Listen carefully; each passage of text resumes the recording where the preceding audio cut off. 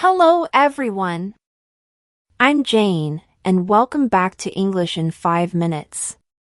Today, we are going to master the art of small talk by focusing on the one thing everyone experiences but no one can control, the weather. Whether you are waiting for a bus, standing in an elevator, or starting a business meeting, the weather is your most reliable tool for breaking the ice. It is a safe, neutral topic that allows you to connect with anyone, anywhere in the world. Let's start with the most common phrases we use when the weather is pleasant. When the sun is shining, you don't just have to say it is sunny. To sound more like a native speaker, you can say, "It's a lovely day, isn't it?" or "I'm so glad the sun is finally out." Notice that little phrase at the end, "isn't it?" This is called a tag question. It is very common in English small talk because it invites the other person to agree with you and keep the conversation going. If the temperature is very high, you might hear people say, "It's a bit of a scorcher today," or simply, "It's boiling."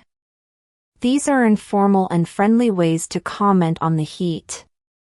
Now, what about when the weather is not so nice?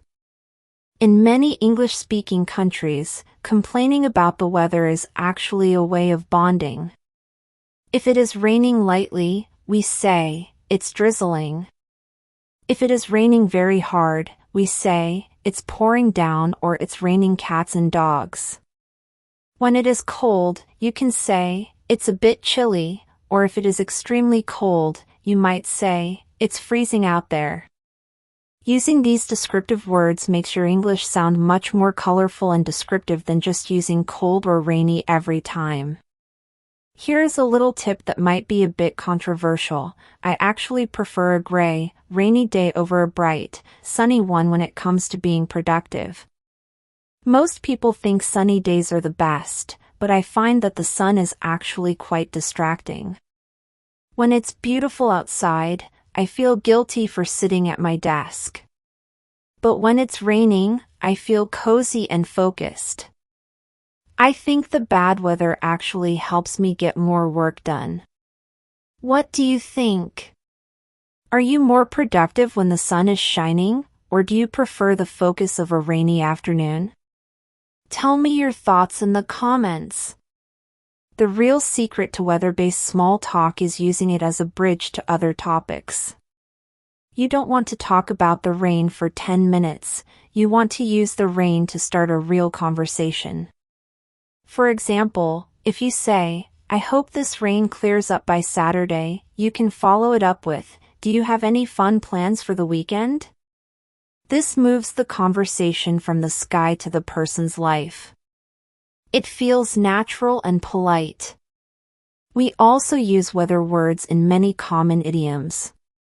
If someone tells you they are feeling under the weather, it doesn't mean they are standing in the rain, it means they feel a little bit sick or tired. If a task is a breeze, it means it is very easy to do. And if you take a rain check on an invitation, you are politely saying you can't go now, but you would like to do it another time. Learning these idioms will help you understand native speakers much better in casual settings. Before we finish, I have a quick challenge for you. Look out your window right now.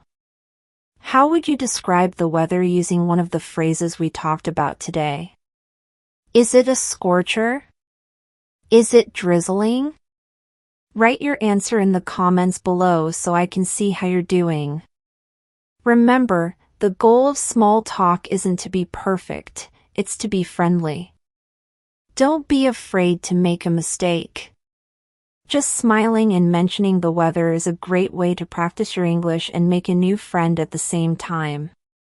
Thank you so much for joining me today for English in 5 minutes. I'm Jane, and I look forward to seeing you in our next lesson. Happy practicing!